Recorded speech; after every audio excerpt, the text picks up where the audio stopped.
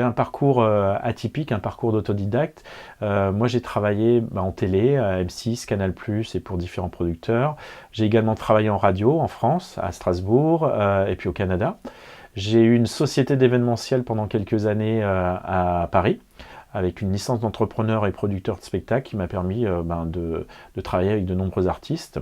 Et depuis quelques années, je suis magicien illusionniste avec de temps à autre du conseil en communication et du conseil artistique.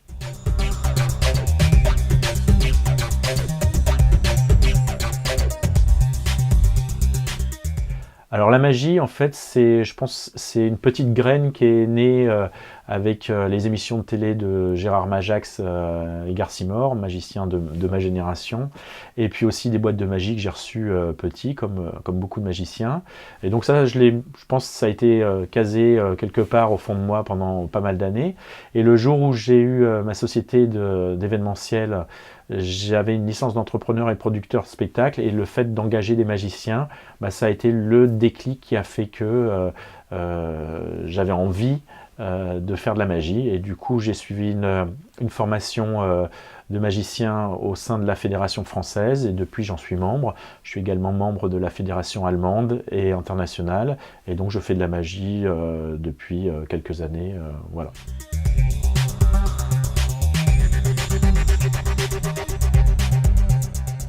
Alors le public est assez divers, ça peut être des particuliers comme des professionnels. Je fais beaucoup de magie pour enfants, que ce soit pour des anniversaires, mais également des scolaires, périscolaires, des comités d'entreprise, des institutions. Et puis je fais également de la magie pour adultes, alors aussi bien privée lors de soirées, mais également pour des entreprises, des salons. Et en magie pour adultes, je fais du close-up, ce qu'on appelle close-up, c'est de la magie de proximité avec cartes, pièces, des choses comme ça. Je fais aussi du mentalisme, de la magie mentale. Voilà, les domaines d'activité assez variés et très enrichissants.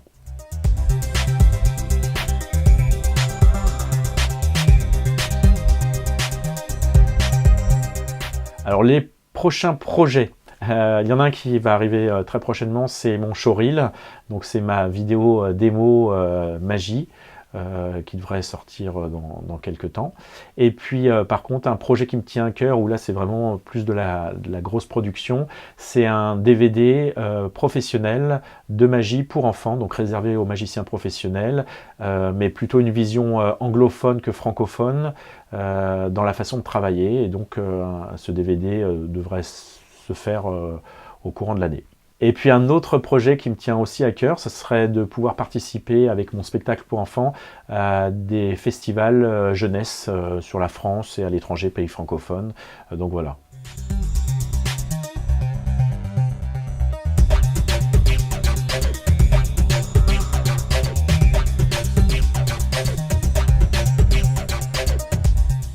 Alors, la création du Club Capital s'est faite à mon retour de Paris.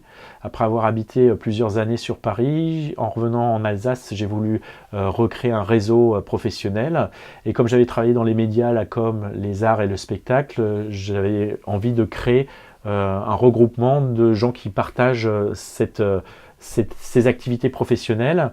Et donc j'ai créé le Club Capital, et à la fois aussi pour faire de nouvelles rencontres humaines.